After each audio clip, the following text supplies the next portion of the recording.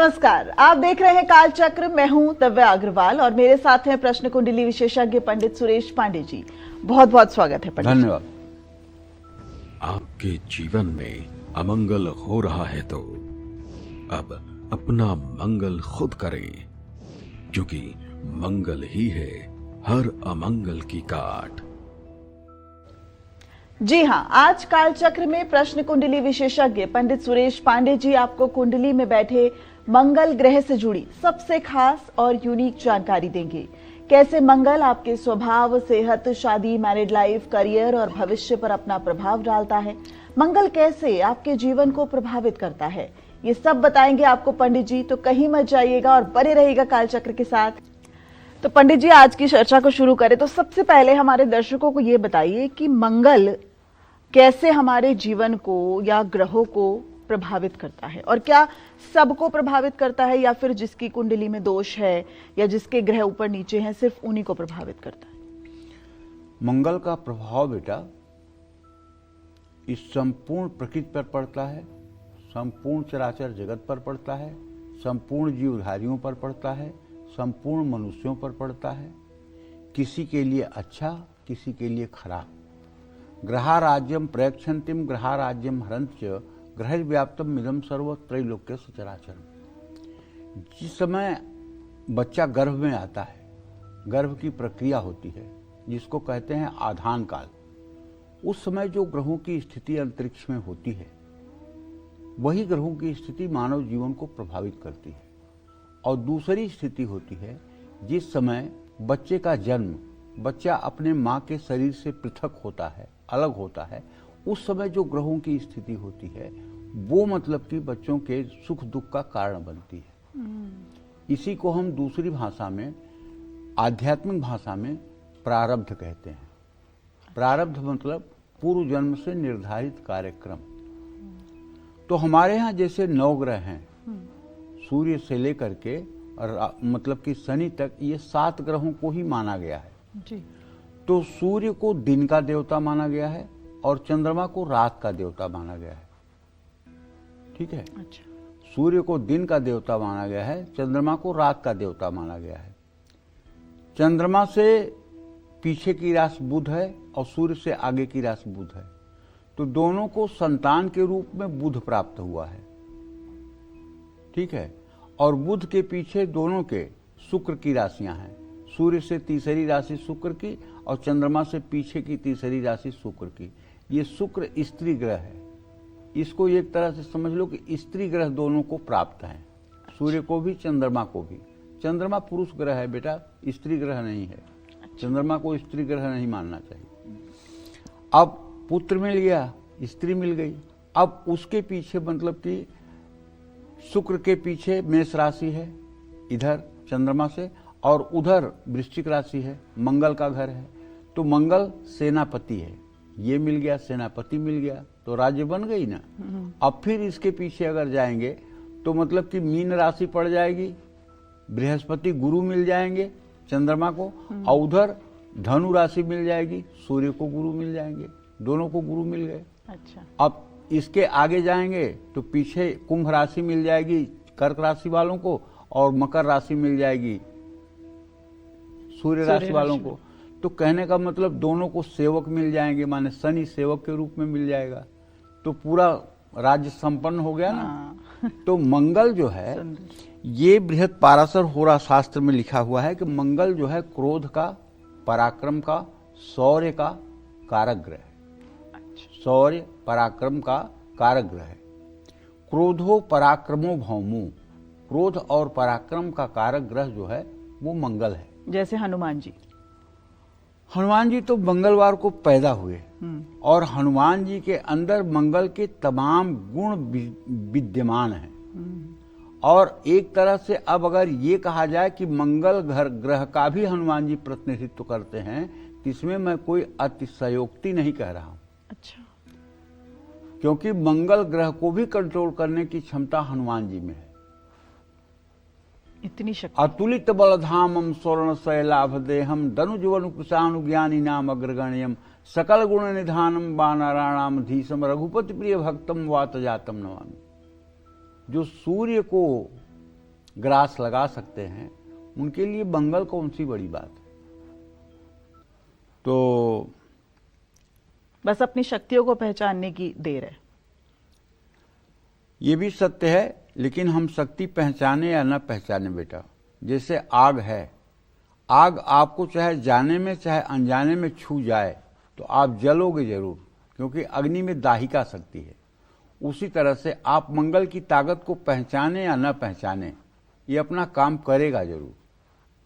मंगल विस्फोट का कारण है, मंगल विद्युत का कारक है, मंगल आकाशीय बिजली गिराने का कारक है, मंगल दुर्घटना का कारक है। आप पहचानो न पहचानो कोई फर्क नहीं पड़ता है। आग को आप पहचान कर छुओगे तब जलोगे, बिना पहचाने भी छुओगे तो जलोगे, क्योंकि आग में दाहिका शक्ति है। उसी तरह से मंगल में जो पॉजिटिव और निगेटिव इम्पैक्ट हैं आपके प्रारब्ध के अनुसार, उसका फल आपको मिलेगा। लेकिन प्रहलाद हो तो अग्नि में जाकर भी नहीं जलोगे। देखो बेटा, ऐसा है, पहली बात, प्रहलाद के साथ जगत की वो सबसे बड़ी शक्ति थी जिस शक्ति ने इस पूरे संसार की रचना की है। पार्वती ने पूछा कि जब पूरी लंका जली तो हनुमान कैसे बच गया, क्योंकि हनुमान इस अटारी से उस अटारी पर दौड़ रहा था और पूरी लंका धू धू करके जल रही थी, तो क्यों बच गया हनुमान। मां पार्वती ने शिव जी से पूछा, तो भगवान शिव ने क्या कहा, जाकर दूत अनल तेहि सिर जा, जरा सोते जरा नहीं सोते ही कारण गिरी जा। वो जिसका दूत है, अग्नि को उन्होंने ही बनाया है। वो राम का दूत है, राम ने ही अग्नि बनाई है, तो इसलिए अग्नि उनके दूत को कैसे जलाएगी। जाकर दूत अनल तेहि सिर जा, जरा न सोते ही कारण गिरी जा। तो बात तो यहां ये है। तो कहने का आशय यह है कि मंगल को ग्रहों का सेनापति कहा जाता है, जैसा कि अभी मैंने बताया। मंगल अग्नि तत्व प्रधान ग्रह है, मंगल का रंग लाल है, मंगल पुरुष प्रधान ग्रह है, मंगल शक्ति, ऊर्जा, आत्मविश्वास और पराक्रम का स्वामी है। गरुड़ पुराण के अनुसार मनुष्य के शरीर में नेत्र मंगल ग्रह का स्थान है। मंगल अग्नि तत्व ग्रह है और इसका मुख्य रंग लाल है। शास्त्रों में कहा जाता है, मंगलो भूमिपुत्रश्च ऋणहर्ता धन प्रदो स्थिरासनो महाकाय सर्वकर्म विरोधक लोहितो लोहिताश्चैव सामगानां कृपा करो एतानि कुछ नामानि नित्यं यः श्रद्धया पठेत् ऋणं न जायते धनं शीघ्रं माप्नुयात् धरणी गर्भ संभूतं विद्युत्कांत समप्रभं कुमारं शक्तिहस्तं च मंगलम प्रणमाम्यहम्। तो कहने का मतलब, मंगल की धातु तांबा है और अनाज इनका जव है। मेष और वृषभ, मेष और वृश्चिक, ये दो इनकी राशियां हैं। मंगल मकर राशि में बलवान और उच्च राशिस्थ माना जाता है, कर्क राशि में नीच राशि का होता है और निर्बल माना जाता है। सूर्य, चंद्रमा, बृहस्पति इसके मित्र ग्रह हैं, जबकि बुध विरोधी ग्रह है। शुक्र और शनि के साथ मंगल ग्रह सामान्य है। मंगल 3 नक्षत्रों का स्वामी है, मृगशिरा, चित्रा और धनिष्ठा। इन 3 नक्षत्रों में जन्म लेने वालों के जीवन में मंगल की महादशा शुरू होती है। खून या रक्त, मूंगा, लाल मसूर की दाल, नीम का पेड़, ये सब मंगल की वस्तुएं हैं। मंगल की दिशा दक्षिण है। मंगल की ऋतु ग्रीष्मकाल है। पुलिस, सेना, अग्निशमन सेवाओं के क्षेत्र में मंगल का अधिकार है। खेल के क्षेत्र में भी मंगल का प्रभाव रहता है। पृथ्वी से संबंधित वस्तुओं पर भी मंगल का अधिकार रहता है। मंगल का रत्न मूंगा है और अनंत मूल के पेड़ की जड़ इनके लिए सबसे उत्तम औषधि है। जय मां विंध्यवासिनी। कुंडली में बैठा मंगल आपके और हमारे जीवन में कैसी समस्याएं ला सकता है, अब ये जानेंगे पंडित जी से। बताइए पंडित जी, अब इसका प्रभाव कैसे, कितना असरदार है? असरदार तो बहुत है। एक पंडित जी थे, मतलब कि इलाहाबाद के बहुत बड़े ज्योतिषी थे, तो उनके कुंडली में था कि बिजली लगने से 36वें वर्ष में मृत्यु हो जाएगी। अच्छा। बड़े अच्छे विद्वान पंडित जी थे। तो 36 उनकी लिखी हुई 34 की किताबें भी चलती हैं 2-3। तो उन्होंने सोचा कि मैं इलाहाबाद में प्रयाग में रहता हूँ, यहाँ घर में तमाम बिजली की वायरिंग वगैरह है, शॉर्ट सर्किट हो सकती है और यहाँ कुछ हो सकता है, इसलिए गांव चलते हैं। तो उनका घर जो है इलाहाबाद ज़िले के ही मेजा मांडा के पास घर था गांव में, वहाँ चले गए। वहाँ कच्चा मकान था, बिजली नहीं थी, और ये बात भी आज के 50 साल पहले की है। तो अब वहाँ तो बिजली का कोई भय नहीं था, इसलिए मृत्यु का कोई भय नहीं था। और उन्होंने कैलकुलेशन कर रखा था कि मृत्यु होगी तो 4 बजे शाम को होगी। तो जब 4 बजने में 5 मिनट बाकी रह गया तो उन्होंने सोचा कि अब घर में भी नहीं रहना चाहिए, अब निकल कर के बाहर हो जाना चाहिए, वहाँ किसी प्रकार के आग बिजली का झंझट नहीं रहेगा। और उन्होंने जनेऊ चढ़ाया कंधे पर और जा कर के लघुशंका करने लगे। इतने में आकाशीय बिजली तड़की और आकाशीय बिजली आकर के ठीक उनके ऊपर गिर गई और वहीं दिवंगत हो गए। तो बेटा जैसी हो तब्यता वैसी लगे सहाय, ताहि न आवे ताहि पर ताहि जहाँ तहाँ ले जाए। आप चाहे जितनी चालाकी कर लो, आप चाहे जितनी बुद्धिमानी दिखा लो, लेकिन विधि का जो विधान है उससे कोई चालाकी ना चलने वाली। और कुल मिलाकर के मेरा मन मानता है कि इंसान केवल पानी का बुलबुला है, कब फूट जाएगा कोई भरोसा नहीं। और ये एक यंत्र है, भगवान इसे अपने रिमोट से चला रहे हैं। उनकी इच्छा जब तक चलाएं, जब उनकी इच्छा हो ना चलाएं। अगर कोई अहम सोचता है कि मैं करता हूं या मैं करूंगा या मैंने किया है, तो कहीं न कहीं गलतफहमी में जी रहा है। क्योंकि तुम तो एक चींटी भी नहीं बना सकते हो। बच्चा क्या पैदा करोगे, एक चींटी नहीं बना सकते हो। उन अभिभावकों से पूछिए जो लोग IVF सेंटर के चक्कर लगा रहे हैं और पैसे रुपए से बर्बाद हो रहे हैं और उन्हें एक संतान का मुंह देखने को नहीं मिल रहा है। और आपको कुदरत ने अगर बच्चे पे बच्चा दिया है तो आप उसका सम्मान नहीं कर रहे हैं, या आप उसे भगवान का बहुत बड़ा अपने लिए गिफ्ट नहीं मान रहे हैं। इसी तरह से जिन लोगों का बच्चा भूखा हो, घर में दूध का पैसा न हो, बच्चे का नाम कट रहा हो फीस न देने के कारण, उन लोगों से पूछिए कि जीवन होता क्या है। और आपके पास पैसा ज्यादा है तो आप पैसे का दुरुपयोग कर रहे हो, दुर्व्यसन कर रहे हो, अय्यासियां कर रहे हो, गलत काम कर रहे हो, इसलिए कि आपको पैसे का महत्व तो नहीं पता है। इसलिए आदमी को चाहे जितना संपन्न हो जाए, चाहे जितना प्रतिभावान हो जाए, अपने गुणों का और अपने सामर्थ्य का कभी दुरुपयोग नहीं करना चाहिए। अपने शक्ति का और अपने वैभव का सदुपयोग जन कल्याण के लिए करना चाहिए, तभी उसका जीवन सफल हो सकता है, अन्यथा उसका जीवन सफल नहीं माना जाएगा। प्रारब्ध है, अच्छा प्रारब्ध आपका उदय हुआ है, आपको सुख मिलेगा। आप पाप करोगे तब भी आपको सुख मिलेगा। लेकिन जिस समय आपका प्रारब्ध समाप्त होगा, ठीक उसी समय आपको दुख भी मिल जाएगा।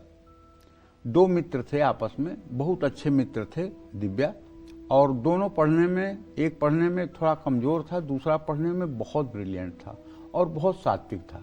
वो कभी जिंदगी में झूठ नहीं बोलता था, हर समय ईमानदारी से जीवन जीता था। और दूसरा जो था उसके अंदर सारे दुर्गुण थे, लेकिन मित्रता दोनों में थी। दोनों पढ़ लिख कर बड़े हुए। एक तो मतलब कि बहुत संपन्न अमीर हुआ और दूसरा बहुत निर्धन और परेशान हुआ। ऐसी जिंदगी चलती रही। 35-40 साल की उम्र में एक दिन दोनों टकरा गए, दोनों से मुलाकात हुई। उसने कहा, अरे तू बदला नहीं, आज भी तू दीनहीन मलिन होकर के भिखारियों की तरह जीवन जी रहा है। तू मुझे देख, सारा दुर्गुण करता हूं, सारी बुराइयां करता हूं, इसके बाद मेरे पास दुनिया की कौन सी सुख नहीं है। मैं जहां पैर मार दूं धरती में वहां से हीरा निकल आएगा। तुझे विश्वास नहीं है? ये देख, मैं ये पैर मारता हूं, पैर मारा, हीरे की एक थैली निकल गई, ये देख। देखा कि ये तो हीरे की थैली निकल गई। हाँ भाई, तू ठीक कह रहा है। और तब तक ये आगे बढ़ा, इसके पैर में एक कांटा धंसा और वो बैठ गया। हे भगवान! तब तक एक बूढ़े आदमी ने आकर के कहा, बेटा तुम्हें कांटा लग गया क्या? कहन हाँ बाबूजी। कहन मैं निकाल देता हूँ। कांटा निकाल दिया। तो बोले, बेटा बड़ा चिंतित लग रहे हो। बोले कि मेरा मित्र है जो बचपन से ही दुराचारी है, बचपन से ही गलत मार्ग पर है और वो दुनिया के सारे सुखों से युक्त है और मैंने कभी किसी का कुछ अहित नहीं किया, किसी का कुछ बुरा नहीं किया, लेकिन आज तक मुझे जीवन में एक क्षण के लिए सुख नहीं मिला। और उसने अभी पैर मारा तो उसे हीरे की थैली मिल गई और मैं आगे बढ़ा तो मुझे खजूर का कांटा चुभ गया। क्या है? तो बुजुर्ग ने कहा, बेटा ऐसा है, जिस समय तुम्हें कांटा चुभा है इस समय प्रारब्ध के अनुसार तुम्हें सूली पर चढ़ना चाहिए था, तुम्हारी फांसी होनी चाहिए थी, लेकिन तुम्हारे शुभ कर्मों ने तुम्हें खजूर का कांटा चुभाकर बचा लिया। और उसको जिस समय हीरे की थैली मिली है उस समय उसे चक्रवर्ती सम्राट बनना था, लेकिन उसने पाप, दुराचार और अनीति करके चक्रवर्ती सम्राट के पद को लात मार करके और छोटे से हीरे में संतुष्ट हो गया। अब उसके पुण्य का प्रारब्ध यहीं से समाप्त होता है और तुम्हारे पाप का प्रारब्ध यहीं से खत्म होता है। अब तुम यहां से जीवन में सुखी हो जाओगे और वो जीवन में अब दुख भोगने के लिए तैयार हो जाए। तो कहने का आशय ये है कि प्रारब्ध जो है ये बड़ी चीज है। 3 प्रकार के कर्म होते हैं दिव्या: संचित कर्म, क्रियमाण कर्म और प्रारब्ध। संचित वो है जो हमारा पूर्व जन्म का खाते में जमा है। क्रियमाण वो है जो हम अच्छा बुरा करते हैं मनुष्य का शरीर धारण करने के बाद। और प्रारब्ध वो है जो जन्म के साथ लिख करके भगवान ने हमारे साथ भेजा है। उसको अवश्य में भोक्तव्यम कृतम कर्म शुभाशुभम, उसे तो हमें भोगना पड़ता है। इतने बड़े परम सिद्ध साधक राधा कृष्ण के स्वरूप हैं आज के डेट में परम पूजनीय स्वामी प्रेमानंद जी महाराज। पूरे विश्व में कहीं उनका आप नाम लीजिए, अगर 10 लोग होंगे तो उसमें से 6 लोग उनको जानने वाले होंगे। ठीक है, उनकी भी किडनी 22 साल से फेल है। ये प्रारब्ध है। अब इस पे क्या किया जा सकता है? उसके बाद भी जीवित हैं। उसके बाद भी दहाड़ते हैं, जीवित नहीं है, दहाड़ते हैं। 2 बजे रात निकलते हैं लाखों लोगों को दर्शन देने के बाद और 4 बजे भोर से लेकर के 8 बजे सुबह तक लगातार बोलते हैं और एक बूंद पानी नहीं पीते हैं। स्वामी रामकृष्ण परमहंस, उनको अंतिम समय में कैंसर हो गया। तो क्या है इसका मतलब? प्रारब्ध अपना बहुत जबरदस्त होता है। प्रारब्ध के अनुकूल सबको दुख सुख भोगना होता है और उस प्रारब्ध में ग्रहों का बड़ी भूमिका होती है। कौन सा ग्रह कौन सा प्रारब्ध लेकर के आ रहा है ये बात निश्चित है, लेकिन तो पीछा नहीं जिसकी रक्षा भगवान करेंगे उसके ऊपर ग्रह कुछ नहीं कर सकते हैं। ग्रह उसके लिए रंक हो जाएंगे। तो जब भगवान अगर रक्षा कर रहे हो स्वयं, तो ये ग्रह तो भगवान के ही बनाए हुए हैं ना, तो ये रंक हो जाएंगे। जो भगवान का शरणागत है, जिसने भगवान की शरणागति ले ली है, जानती हो, राजा जोगी अग्नि जल, हमारे शास्त्रों में कहा गया है कि राजा, योगी, अग्नि और जल, इसकी भविष्यवाणी कभी नहीं करनी चाहिए और न कोई इसकी भविष्यवाणी कर सकता है। अच्छा। आज कुछ लोग जब बोलते हैं कि अमुक व्यक्ति शासन करेगा, अमुक व्यक्ति सत्ता से हट जाएगा, अमुक व्यक्ति ये होगा, मुझे हंसी आती है। कह रहे मूर्खों, राजा, अग्नि, योगी और जल, ये 4 के बारे में तुम भविष्यवाणी कर सकते हो? इनके बारे में भविष्यवाणी करने का कहीं ज्योतिष में अधिकार दिया गया है? राष्ट्रस्य चित्तम कृपणस्य वित्तम तिरिया चरित्रम पुरुषस्य भाग्यम दैवम न जानापि कुतो मनुष्य। राजा का चित्त, तुम बताओ ना, एक छोटा सा उदाहरण देता हूं आपको। हमारे देश की जो राष्ट्रपति बनी उनके बारे में किसी ने अनुमान लगाया था? बिल्कुल नहीं। जितने राज्यों में मुख्यमंत्री बन रहे हैं उनका किसी ने अनुमान लगाया था? कौन कार्यकारी अध्यक्ष हो जाएगा कोई जानता था? क्या है, अगर जानते थे तो जान जाते पहले से ना कि अमुक व्यक्ति बनने वाला है, अमुक व्यक्ति होने वाला है। फिर किस बात की भविष्यवाणी कर रहे हो? झूठी लोकप्रियता पाने के लिए, कुछ व्यूज पाने के लिए, कुछ मतलब कि जो है यूट्यूब से पैसा कमाने के लिए, मनोरंजन के लिए। उससे क्या हो रही है? आपकी गलत सलत भविष्यवाणियों से ज्योतिष पर प्रश्न चिन्ह उठ रहा है। जब राजीव गांधी दिवंगत हुए तो उसके बाद मतलब कि एक ज्योतिषियों की सभा हुई। उस सभा में प्रश्न किया गया कि देश के सारे ज्योतिषियों ने कहा था कि राजीव गांधी प्रधानमंत्री होंगे और किसी ने नहीं कहा था कि राजीव गांधी की हत्या हो जाएगी। तो इतना बड़ा गलत कैसे हुआ? तो पूरी सभा सन्न रह गई, क्योंकि बहुत लोगों ने भविष्यवाणी किया था कि राजीव गांधी पुनः प्रधानमंत्री होंगे, पुनः प्रधानमंत्री होंगे, पुनः प्रधानमंत्री होंगे, और कोयम्बटूर में यह घटना हो गई। तो एक बुजुर्ग ज्योतिषी उठ करके खड़े हुए। उन्होंने कहा, मुझे ये बताइए, जितने लोगों ने भविष्यवाणियां की थी उनके पास राजीव गांधी के परिवार का कोई सदस्य पूछने आया था या राजीव गांधी खुद पूछने आए थे? भविष्यवाणी करने का आधार क्या था? राजीव गांधी ने स्वयं पूछा था या राजीव गांधी का कोई परिवार आया था पूछने के लिए? उसका आधार क्या था? क्योंकि ज्योतिष शास्त्र में दो ही आधार है, एक तो आपकी जन्म कुंडली आधार है और दूसरे आपकी प्रश्न कुंडली आधार है। अच्छा। प्रश्न कुंडली आधार है, जब कोई व्यक्ति प्रश्न करता है तो अपने बारे में या अपने रक्त से संबंधित लोगों के बारे में प्रश्न कर सकता है, और जब प्रश्न करेगा तो उस भाव को देख करके ज्योतिषी स्पष्ट करेंगे। जैसे उसके लिए एक प्रश्न शास्त्र अलग से है ही है। ज्योतिष में प्रश्न शास्त्र जो है जातक पद्धति से थोड़ा सा भिन्न है, तो उसको देख करके ये बताया जा सकता है कि हाँ, अमुक व्यक्ति शासन करेगा या नहीं करेगा, या जीवन को क्या होगा क्या नहीं होगा। जवाब था, किसी के पास कोई राजीव गांधी के परिवार का व्यक्ति नहीं गया था। सब लोगों ने अपने अपने मन से भविष्यवाणियां कर दी थी। तो गलत तो होनी थी। तो इसलिए इससे एक ऐसी विद्या, सनातन विद्या, जो 6 शास्त्रों में एक शास्त्र मानी जाती है, इसके ऊपर प्रश्न चिन्ह उठता है और लोग सस्ती लोकप्रियता पाने के लिए इतना गलत सलत बोल देते हैं जिसकी कोई सीमा नहीं। तो कहने का मतलब है कि कुंडली में मंगल ग्रह का अपने आप में बहुत बड़ा महत्व है, और अगर कुंडली में मंगल ग्रह शुभ स्थिति में ना हो तो व्यक्ति का स्वभाव क्रूर और हिंसक हो जाता है। अशुभ मंगल व्यक्ति के आत्मविश्वास और साहस को कमजोर कर देता है। मंगल कमजोर हो तो व्यक्ति को प्रॉपर्टी के मामलों में काफी मुश्किलों का सामना करना पड़ता है। अशुभ मंगल के कारण कारोबार में घाटा होता है। छोटी छोटी परेशानियां भी बड़ी लगने लगती हैं। मंगल शुभ ना हो तो रक्त संबंधी समस्याएं परेशान करती हैं। मंगल कर्ज और मुकदमे देता है। जेल जाने की संभावना भी रहती है। मंगल का संबंध अगर विवाह भाव से हो तो तलाक की नौबत आ जाती है, लेकिन अगर उस पर बृहस्पति की दृष्टि हो तो ऐसा कुछ नहीं होता है। लेकिन हाँ, केवल अगर मंगल शनि राहु केतु के साथ सप्तम भाव में हो तो ऐसे लोगों को एक से अधिक विवाह करने पड़ते हैं और उनका तब भी दाम्पत्य जीवन बहुत अच्छा नहीं होता है।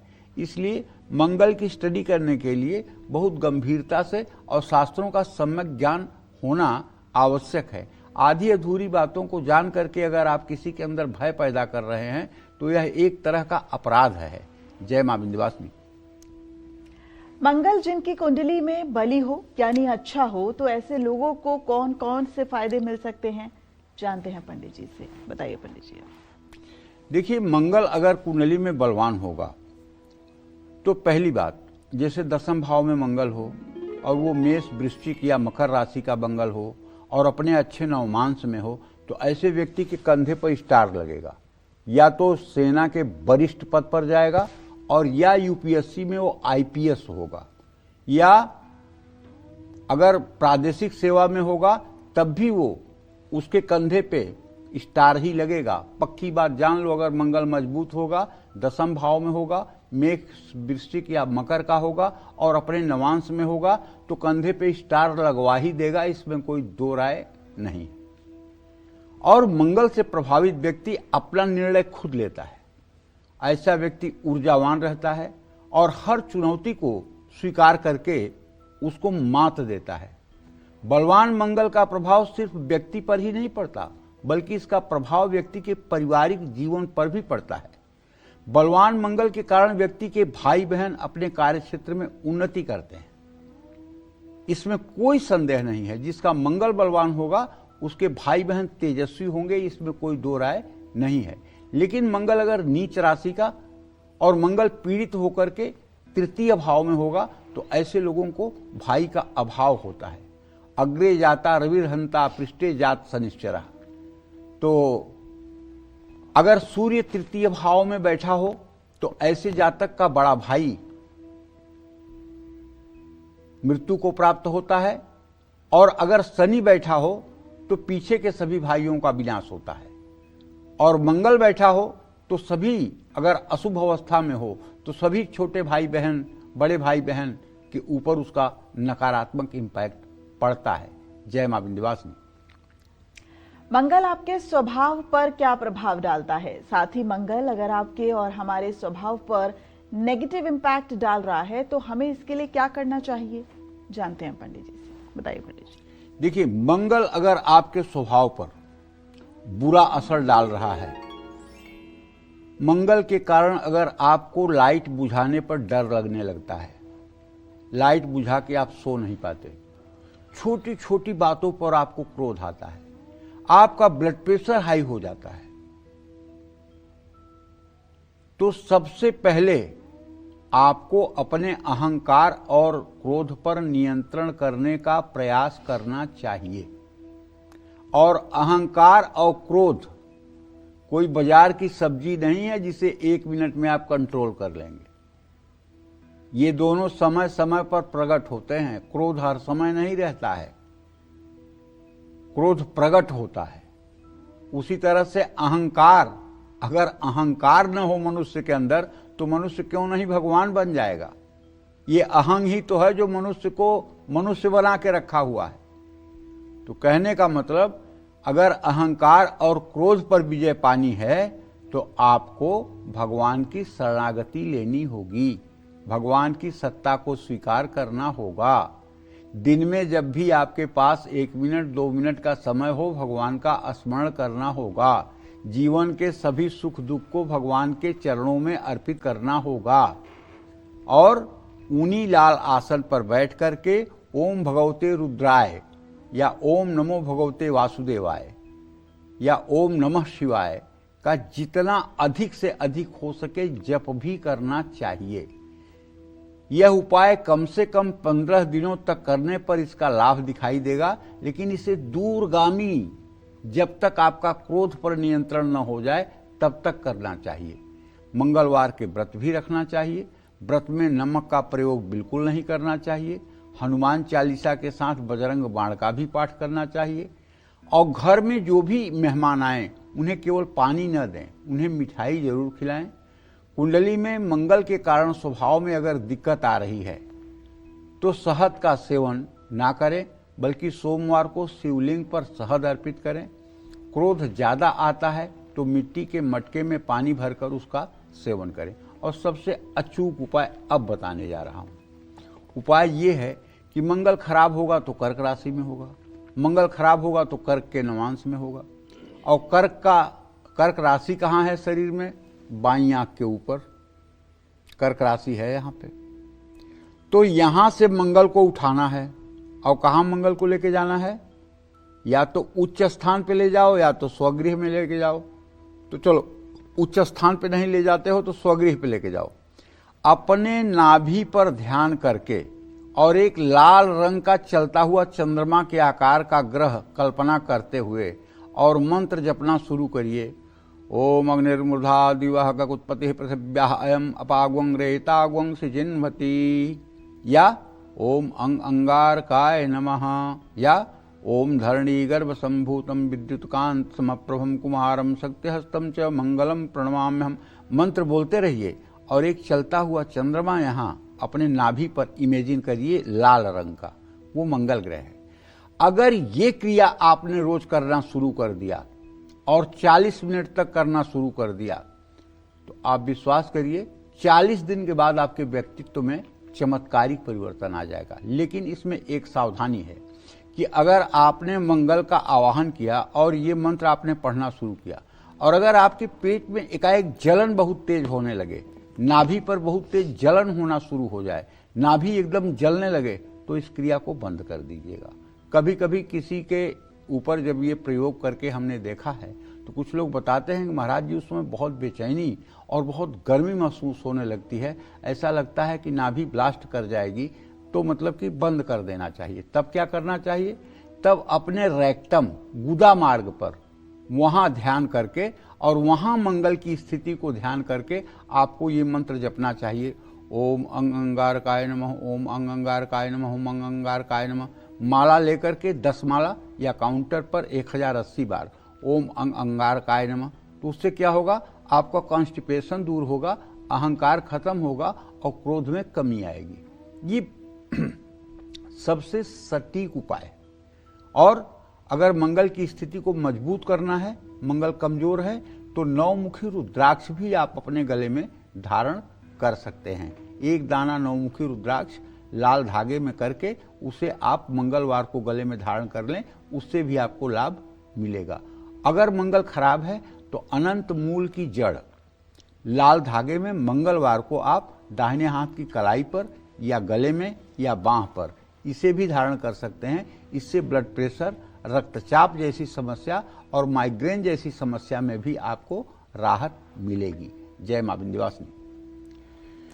और अगर कुंडली में मंगल की वजह से आत्मविश्वास कमजोर हो रहा है तो आपको कौन से उपाय और पाठ करना चाहिए?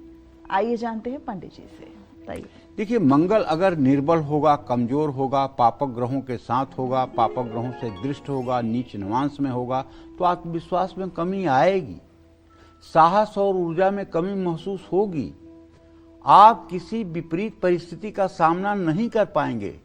तो भैया, आप नित्य भगवान शिव का पूजन करिए और पूजन करने के बाद दोनों हाथों में फूल और बेलपत्र लेकर के शिव तांडव स्तोत्र का संपूर्ण पाठ करते हुए पूजावसान समय 10 वक्त गीतम यह शंभु पूजन परम पठती प्रदोषे तस्य स्थिरा रथ गजेंद्र तुरंग युक्ता लक्ष्मी सदैव सुमुखी प्रददाति शंभो। ऐसा कहते हुए शिवलिंग पर मंत्र पुष्पांजलि अर्पित करें। अगर ये नियम आपने किसी शिवालय में जाकर के बना लिया और कुछ दिनों तक आपका ये नियम जारी रहा, तो विश्वास करिए आपका जितना भी बुरा प्रारब्ध होगा, भगवान भोलेनाथ की कृपा से वो ठीक हो जाएगा और आपके जीवन में सुख का संचार हो जाएगा। आप में साहस की अगर कमी है तो अपने छोटे भाइयों से संबंध मधुर रखें। मंगलवार को मीठा भोजन जरूरतमंद लोगों को खिलाएं। आत्मविश्वास बढ़ाने के लिए गोल्ड धारण करें। बंदरों को गुड़ चना खिलाएं। शरीर के निचले हिस्से में लाल रंग के कपड़े पहनने की कोशिश करें। आत्मविश्वास की कमी है तो अपने दाहिने हाथ में तांबे का कड़ा भी धारण कर सकते हैं। लेकिन अगर मंगल कमजोर है तो बिल्कुल कड़ा नहीं धारण करना है। जय मां विंध्यवासिनी। कुंडली में बैठा मंगल आपके जीवन, करियर, सेहत और रिश्तों पर अपना क्या असर डाल सकता है, आज यही बता रहे हैं आपको पंडित सुरेश पांडे जी। अपनी चर्चा को आगे बढ़ाते हुए बात करते हैं संपत्ति की। कुंडली में बैठा मंगल आपकी संपत्ति पर अगर बुरा असर डाल रहा है तो आपको कौन से उपाय करने चाहिए, आइए जानते हैं। बताइए पंडित जी। मंगल भूमि का प्रतिनिधित्व करता है, जमीन का प्रतिनिधित्व करता है। जिसकी कुंडली में 10वें भाव पर मंगल की पूरी दृष्टि होती है या मंगल की स्थिति होती है, ऐसे लोग खूब संपत्ति का सुख पाते हैं। और ऐसे लोग अगर प्रॉपर्टी से रिलेटेड काम करें तो उनकी खूब उन्नति होती है। लेकिन अगर मंगल की स्थिति खराब हो या आपकी कुंडली में चतुर्थ भाव का स्वामी बृहस्पति हो या बृहस्पति भी चतुर्थ भाव में हो तो संपत्ति का विवाद बढ़ता है और संपत्ति के मामलों में आपको धोखे मिलते हैं। ऐसे लोग जहां भी प्रॉपर्टी खरीदते हैं वहीं कोई न कोई लिटिगेशन आ जाता है। जिसको टोकन मनी देते हैं वही पैसा किसी बेईमान के हाथ में चला जाता है। इसलिए आप अपनी कुंडली में बृहस्पति को भी देखिएगा कि कहीं बृहस्पति आपके चौथे घर को तो प्रभावित नहीं कर रहा है। क्योंकि मैंने देखा है लोग एक मकान लेते हैं, वो फंस जाता है, दूसरा लेते हैं, उसमें लिटिगेशन हो जाता है, तीसरा गलत हाथों में पैसा चला जाता है। माने पैसा होने के बाद भी मकान का सुख नहीं मिल पाता है। उसका कारण चतुर्थ भाव में स्थित बृहस्पति और चतुर्थेश बृहस्पति होता है। मंगल का रोल तो उसमें थोड़ा कम होता है, लेकिन मंगलवार को सुबह अगर आप शिव मंदिर जाना शुरू कर दीजिए और जल में गुड़ मिला करके शिवलिंग का अभिषेक करिए और ये उपाय 9 मंगलवार करिए, तो मंगल की वजह से अगर विवादित जमीन कोई है तो उसमें आपको लाभ मिलेगा। विवादित का मतलब जैसे कोई पैतृक संपत्ति है लेकिन बहन भाइयों का झगड़ा चल रहा है, उसका आपको लाभ नहीं मिल रहा है, बंटवारा नहीं हो रहा है, पटिशन नहीं हो रहा है, तो ये उपाय फायदा करेगा। शुक्ल पक्ष के मंगलवार को सूर्योदय के समय तांबे की धातु का बना हुआ शुद्ध मंगल यंत्र अपने घर की दक्षिण दिशा में भी आप स्थापित कर सकते हैं। संपत्ति का सुख पाने के लिए हनुमान मंदिर में जाकर बूंदी के लड्डुओं का प्रसाद चढ़ाना चाहिए, तुलसी का पत्ता डालकर। मंगलवार को मसूर की दाल नदी में प्रवाहित करनी चाहिए। मंगलवार को गुड़ की पूड़ियां बनाकर गाय और चींटियों को खिलानी चाहिए। गले में हो सके तो स्फटिक या लाल मूंगे की माला धारण करनी चाहिए। सफेद रंग का एक ध्वज या लाल रंग का एक ध्वजा हनुमान मंदिर में अर्पित करना चाहिए। इन सब चीजों से राहत मिलती है। जय मां विंध्यवासिनी। मंगल की वजह से अगर आप कानूनी मामलों में फंस रहे हैं तो आपको इसके लिए कौन से आसान और अचूक उपाय करने चाहिए, बताएंगे पंडित जी? बताइए पंडित जी। देखिए, मंगल जो है, इनके कारण कानूनी अड़चने आती हैं। पूछे क्यों? पहला कारण तो यह है कि मंगल दुस्साहस देता है। अगर मंगल ज्यादा खराब हो जाए तो दुस्साहस देता है। ऐसा व्यक्ति अपराधी प्रवृत्ति का होता है, ऐसा व्यक्ति हिंसक होता है, ऐसा व्यक्ति क्रोध के वशीभूत होकर के वो कर जाता है जो कल्पना लोग नहीं कर सकते हैं, तो जेल जाने की नौबत तो आएगी। और ऐसे व्यक्तियों के जो दाहिने हाथ का अंगूठा होता है, वो सबसे ऊपर वाला जो परुआ होता है, ये बहुत छोटा होता है। जिनका मंगल दुस्साहसिक होता है, उनका आप अगर हाथ देखेंगे तो दाहिना बायां दोनों हाथ में अंगूठे में 3 पोरुए हैं। सबसे नीचे वाला ये काम शक्ति है, मध्य वाला ये आपके सोचने की शक्ति है, इच्छा की शक्ति है, और ऊपर वाली तर्क शक्ति है। तो ये तर्क शक्ति का जो स्थान है ना, ये बहुत छोटा हो जाता है, बहुत छोटा, एकदम गोल मटोल छोटा, और ऊपर चौड़ा हो जाता है।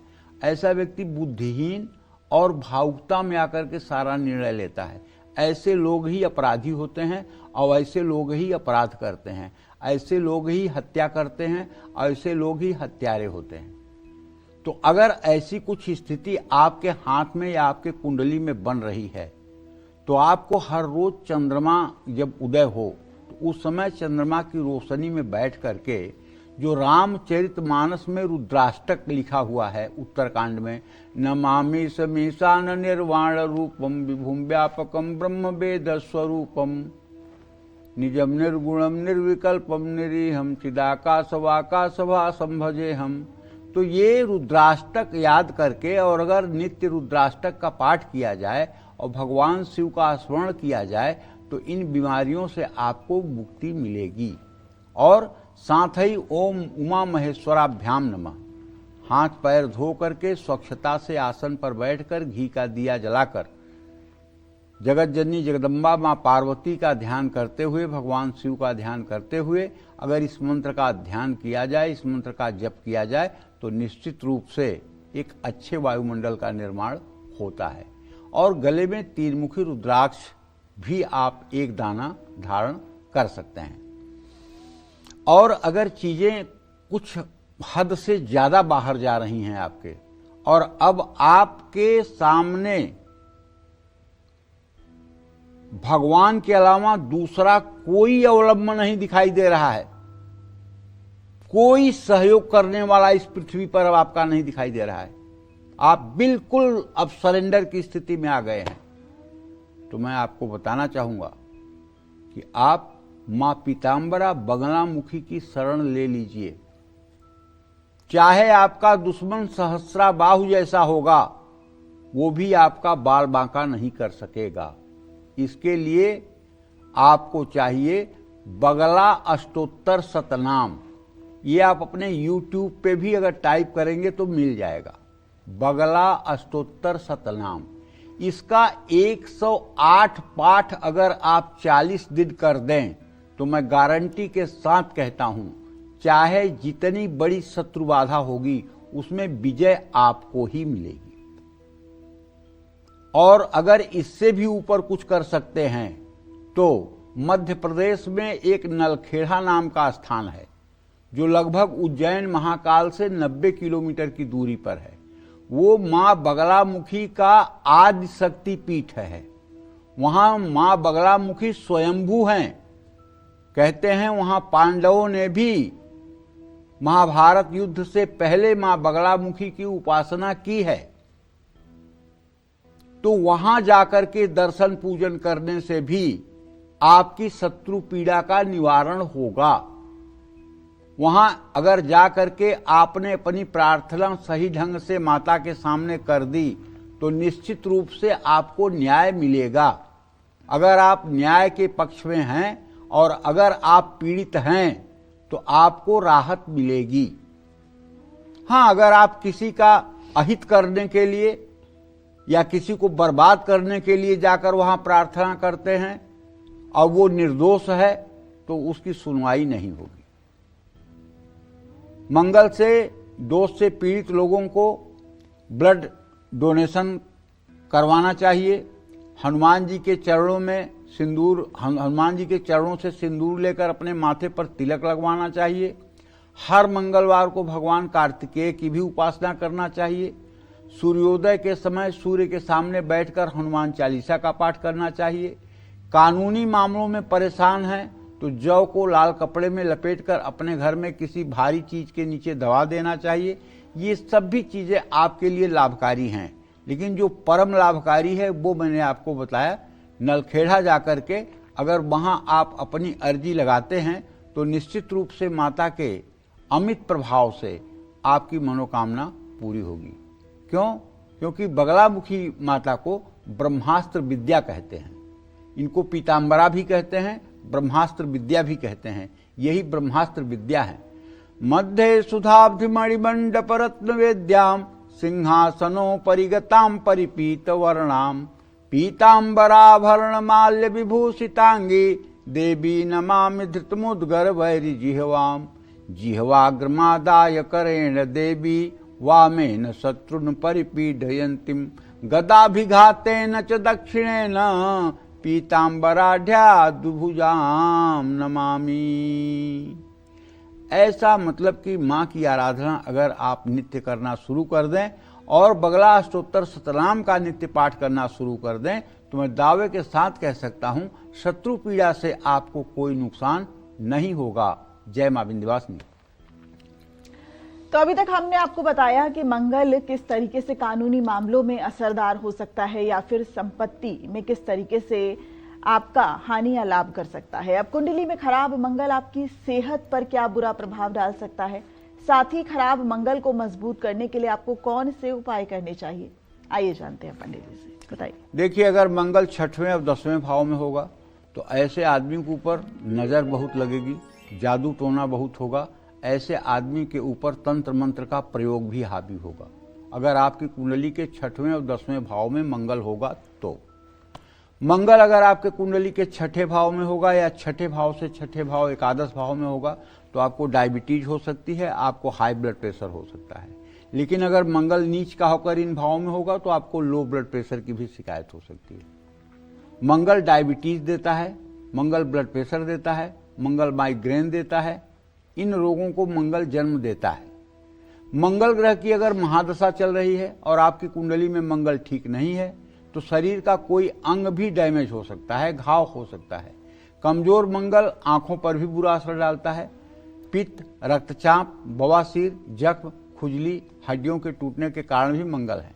मंगल पेशाब से जुड़े रोग, पीलिया, अनीमिया, ट्यूमर, मिर्गी जैसे कष्ट भी देता है। मंगल के कारण आपको ब्लड प्रेशर या बार बार फोड़े फुंसी होने की भी समस्या हो सकती है। मंगल के कारण स्वास्थ्य संबंधी समस्याएं आ रही हैं, पहले से बीमार हैं और आपके रोग का इलाज नहीं मिल पा रहा है, लंबी बीमारी से आराम नहीं मिल रहा है, तो भगवान शिव को हर रोज तांबे के लोटे से जल चढ़ाएं, जल अर्पित करें और उसके बाद में ओम होम जूम सह इस मंत्र का 10 माला जप करें। तांबे के लोटे में बचा हुआ जल ग्रहण कर लें। नीम की दातून करने से मंगल और शनि के दोष दूर होते हैं। मंगल के कारण शरीर में अगर रोग बढ़ रहा है तो हमेशा ताज़ा बना हुआ और गर्म भोजन खाएं। मंगल के कारण ज़्यादा कष्ट मिल रहा है तो उज्जैन के मंगलनाथ मंदिर में पूजा पाठ कराएं। नियमित भुना चना और गुड़ का सेवन करें। लेकिन एक बात बता दे रहा हूँ, उज्जैन का जो मंगलनाथ का मंदिर है वहाँ मंगल ग्रह का प्राकट्य हुआ है, वहाँ मंगल ग्रह की भात पूजा होती है। अगर आपको संतान नहीं हो रहा है या आप कर्ज के मकड़जाल में अटके हुए हैं या आप कर्ज उतार नहीं पा रहे हैं या कुछ कर्ज ऐसा हो गया है जो उतरने का नाम नहीं ले रहा है, तो मंगलनाथ में भात पूजा करने से लाभ मिलता है। लेकिन जो लोग मांगलिक हैं, जिनके कुंडली में मंगल दोष के कारण विवाह में दिक्कतें आ रही हैं, उनको मंगल ग्रह के वैदिक मंत्र का 50,000 मंत्र जप करवाना चाहिए। हवन तर्पण मार्जन और ब्राह्मण भोजन करवाना चाहिए। और मंगल का वैदिक मंत्र है ओम अग्निर्मूर्धा दिवह ककुतपति पृथिव्या अयम अपागोंग रेतागोंग सिजिन्वती। उसके लिए ये उपचार है। चना और गुड़ का सेवन करना चाहिए। अगर बीमार रहते हैं तो अपने घर में थोड़ा कच्चा स्थान छोड़कर वहाँ पेड़ पौधे लगाना चाहिए। रक्त संबंधी रोग है तो दाहिने हाथ की अनामिका उंगली में तांबे का छल्ला धारण करना चाहिए। तांबा धारण करने के बाद मांसाहार का सेवन भूल करके भी कभी किसी को नहीं करना चाहिए। जो लोग तांबा धारण करके और मांसाहार करते हैं उन्हें बहुत जल्दी श्वेत कुष्ठ की बीमारी हो जाती है, ये बात ध्यान रखिएगा। सफ़ेद सोनबहरी जिसको कहते हैं, सफ़ेद कुष्ठ लीकोडर्मा, ये रोग तांबा धारण करके मांसाहार करने वालों को ही होती है, ये बात ध्यान रखना चाहिए। जय मां विंध्यवासिनी। अगर आपको बार बार कर्ज लेने की नौबत आ जाती है या कर्ज चुकाने में असमर्थ रहते हैं तो आपको ऐसे में कुंडली में मंगल ग्रह पर गौर करना चाहिए। साथ ही मंगल के अशुभ प्रभाव से बचने के लिए कौन से उपाय करने चाहिए, आइए जानते हैं पंडित जी से। बताइए पंडित जी। मंगल को कर्ज का भी कारक ग्रह माना गया है, इसीलिए मैं अपने दर्शकों से बार बार कहता हूं कि भैया चाहे जितनी बड़ी खराब स्थिति हो लेकिन मंगलवार को किसी से कर्ज मत लेना। मंगलवार को लिया हुआ कर्ज कभी उतरता ही नहीं है। मंगल कुंडली में 6ठा 8वां या 12वां हो तो ये कर्ज का कारक भाव है। जब कुंडली में मंगल कमजोर होता है या किसी अशुभ ग्रह के साथ होता है या युद्ध होता है तो कर्ज लेने की नौबत आती है, लेकिन व्यक्ति कर्ज चुकाने में असमर्थ हो जाता है। मंगल कुंडली में 8वें 12वें या 6ठे भाव में हो तो व्यक्ति कर्ज से परेशान रहता है। कर्ज के चक्कर में आप बुरी तरह फंस चुके हैं तो हर रोज तांबे के लोटे में जल भरकर शिवलिंग पर चढ़ाएं और कहें ओम ऋण मुक्तेश्वर महादेवाय नमः, ओम ऋण मुक्तेश्वर महादेवाय नमः। ये कहते हुए आप मतलब 108 बेलपत्र अगर शिवलिंग पर चढ़ाना शुरू कर दें तो 40 दिनों के अंदर आपको जीने का रास्ता मिल जाएगा। मंगलवार और बुधवार को कर्ज का लेन देन नहीं करना चाहिए। बुधवार के दिन अपने बैंक अकाउंट में या अपने घर में पैसा संग्रह करने की प्रक्रिया शुरू करनी चाहिए। मंगलवार के दिन ऋण मोचन अंगारक स्तोत्र का भी पाठ करना चाहिए। पीपल के पेड़ के नीचे सरसों के तेल का दिया जलाना चाहिए। कर्ज बढ़ रहा है तो नदी में एक मुट्ठी जौ प्रवाहित करना चाहिए। जय मां विंध्यवासिनी। और अब बात करते हैं शादी और वैवाहिक जीवन की। अगर मंगल के अशुभ प्रभाव की वजह से आपकी मैरिड लाइफ में प्रॉब्लम हो रही है तो ऐसे में आपको कौन से उपाय करने चाहिए, आइए जानते हैं पंडित जी से। बताइए पंडित जी। मंगल स्वभाव से तामसी और उग्र ग्रह है, ठीक है। मंगल कुंडली में जिस स्थान पर बैठता है उसका नाश करता है या हानि कराता है। मंगल से प्रभावित व्यक्ति का कंधा चौड़ा होता है, गर्दन छोटी होती है, मुंह गोल होता है और लंबाई 5 फीट 5 इंच से ज़्यादा नहीं होती, जो मंगल से प्रभावित होता है। ऐसे लोग बड़े गुस्सैल, दुष्ट स्वभाव के, दूसरों का उपकार न मानने वाले और हर समय लड़ाई झगड़ा करने वाले होते हैं। अगर मंगल के कारण विवाह में देरी आ रही है या शादी हो चुकी है, वैवाहिक जीवन में कलेश बना रहता है या फिर तलाक की नौबत आ चुकी है, तो मंगलवार को मंगल चंडिका स्तोत्र का पाठ करना चाहिए। मंगलवार को पूर्व दिशा की ओर मुंह करके हनुमान चालीसा का 100 पाठ करना चाहिए। इससे घर में कलेश कम होगा। चिड़ियों को दाना डालना चाहिए। लाल मसूर की दाल का दान करना चाहिए। अगर विवाह होने में दिक्कत आ रही है तो अपने पूजा घर में केसरिया रंग के गणेश जी की प्रतिमा रखनी चाहिए। मंगलवार के दिन स्थापित करके हर रोज उनकी पूजा करनी चाहिए और पके हुए चावलों से शिवलिंग का पूजन करना चाहिए। ये सब उपाय लाभकारी होंगे। जय मां विंध्यवासिनी। क्या मंगल ग्रह का वास्तु से भी कोई कनेक्शन है? आइए इस बारे में जानते हैं पंडित जी से। बताइए पंडित जी। मंगल ग्रह की दिशा दक्षिण है। इस दिशा के देवता यमराज हैं। पितरों का वास भी इसी दिशा में होता है। ये दिशा समृद्धि और अन्न का स्रोत है। इस दिशा में दोष होगा तो गृह स्वामी का विकास रुक जाएगा। जिन लोगों का मुख्य द्वार दक्षिण मुखी है उनके घर पर मंगल का प्रभाव रहता है। ऐसे घर में रहने वाले समझदार तो होते हैं लेकिन सेहत का साथ नहीं पाते हैं। दक्षिण मुखी मुख्य द्वार है तो दरवाजे के ठीक सामने आशीर्वाद मुद्रा में हनुमान जी की प्रतिमा या तस्वीर लगाने से दक्षिण दिशा का वास्तु दोष दूर हो जाता है। दक्षिण दिशा न्याय, मुकदमेबाजी, सुख, जीवन, क्रोध से संबंधित है। घर में दक्षिण दिशा में दोष हो तो क्रोध ज्यादा आएगा, भाइयों से विवाद होगा। दक्षिण दिशा का वास्तु दोष विरोधियों की संख्या बढ़ाता है, दुर्घटनाएं कराता है। दक्षिण दिशा में दोष हो तो फोड़े फुंसी और रक्त संबंधी रोग हो सकते हैं। ऐसे में इस दिशा में बेडरूम और स्टोर रूम आप बना सकते हैं, लेकिन अग्निकोण में नहीं। अग्निकोण में तो किचन ही होना चाहिए। अग्निकोण में बिजली के उपकरण होने चाहिए। अग्निकोण में आग का स्थान होना चाहिए। ये बात ध्यान रखिएगा। मैंने देखा है एक जगह एक आदमी ने अपने घर के अग्निकोण में पानी की टंकी बना रखी थी और पानी की टंकी भी ऐसी कि हर समय पानी उसमें भरा रहता था। पंपिंग सेट से पानी चलता था और पानी की टंकी में पानी भरा रहता था। आप विश्वास करिए, उस घर में बहुत अकाल मृत्यु हुई। हमसे जब उन्होंने बात किया तो मैंने कहा, भाई मैं ज़्यादा कुछ तो नहीं जानता, लेकिन इतना ज़रूर जानता हूँ कि इस टंकी को तोड़वा दीजिए और यहाँ पानी का स्थान मत बनाइए, क्योंकि ये अग्निकोण है।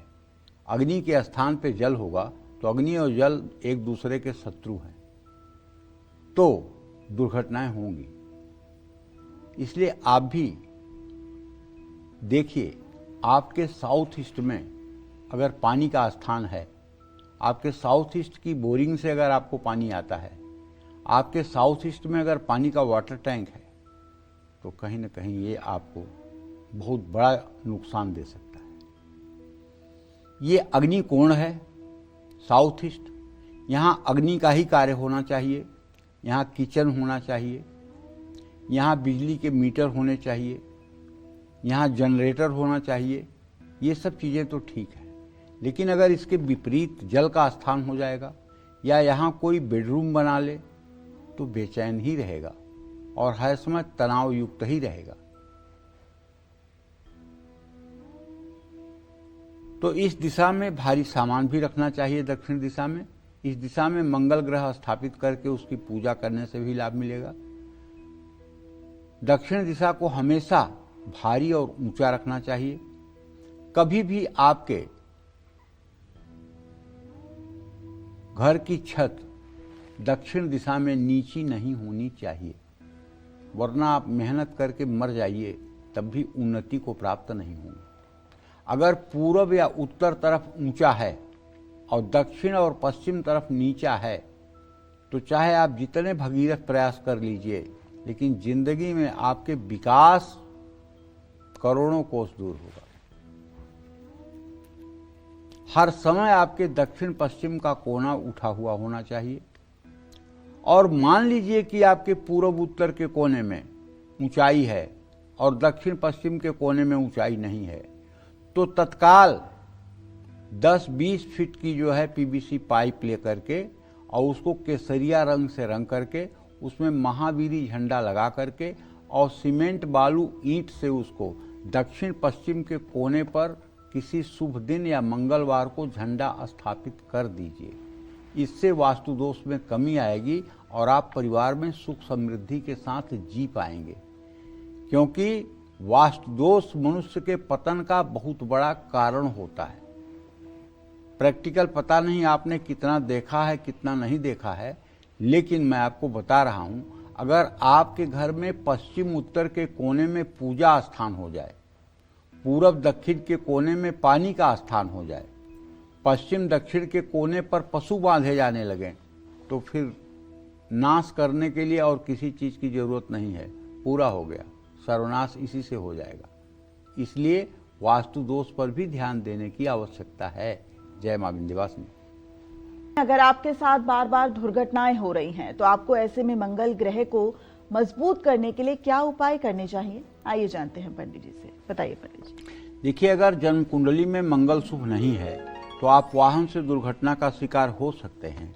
आग बिजली से आपको नुकसान हो सकता है। आपको चोट चपेट लगने की संभावना बनती है। मंगल के कारण सिर पर भी चोट लगने की संभावना होती है। मंगल की महादशा में राहु की अंतरदशा में तो हड्डी टूटती है। ऐसे में आपको मंदिर में मिठाई का दान करना चाहिए मंगलवार को, और घर की दक्षिण दिशा में नीम का पेड़ लगाना चाहिए। नीम की दातून करने से भी मंगल और शनि का दोष कम होता है। हनुमान चालीसा का पाठ रोज करना चाहिए। हर मंगलवार को गाय को गुड़ रोटी या बैल या बछड़े को गुड़ रोटी खिलाना चाहिए। हर रोज अपने माथे पर सफेद चंदन मलयागिर उसमें केसर घिसकर तिलक लगाना चाहिए। ओम अंग अंगारकाय नमः इस मंत्र का 10 माला जप करना चाहिए। अगर आपके जन्म कुंडली में मंगल दोष है तो अपने घर में एक पंचमुखी हनुमान जी की मूर्ति लगानी चाहिए और उसकी विधिवत पूजा उपासना करनी चाहिए। जय मां विंध्यवासिनी। पंडित जी, ये जो इस मूर्ति की आप बात कर रहे हैं, घर में कहाँ लगानी चाहिए, कहाँ पर इसकी? ईशान कोण में। अच्छा, 10 अंगुल से छोटी मूर्ति हो, ईशान कोण में आप लगाइए। बस बजरंग बली के आते ही सब कुछ जय जय हो जाएगा। लेकिन बहुत बड़ी मूर्ति हनुमान जी की नहीं लगाई जा सकती। अच्छा। क्योंकि वो जो है चल प्रतिष्ठा होगी। आज मूर्ति यहाँ रखे हो, कल हटाकर 2 इंच इधर कर दो, 2 इंच इधर कर दो, तो दोष नहीं होगा। और जो मूर्ति स्थिर हो जाती है, अचल प्रतिष्ठा हो जाती है, उसको आप इधर उधर नहीं कर सकते। बहुत बहुत शुक्रिया पंडित जी, आज हमारे दर्शकों को इतनी खास जानकारी देने के लिए। उम्मीद करते हैं आपको आज का हमारा विषय बहुत पसंद आया होगा। कल फिर एक नए विषय और आपकी परेशानियों को दूर करने के लिए ढेरों उपाय लेकर हम पंडित सुरेश पांडे जी के साथ आएंगे। तब तक कालचक्र की पूरी टीम को दीजिए इजाजत। नमस्कार।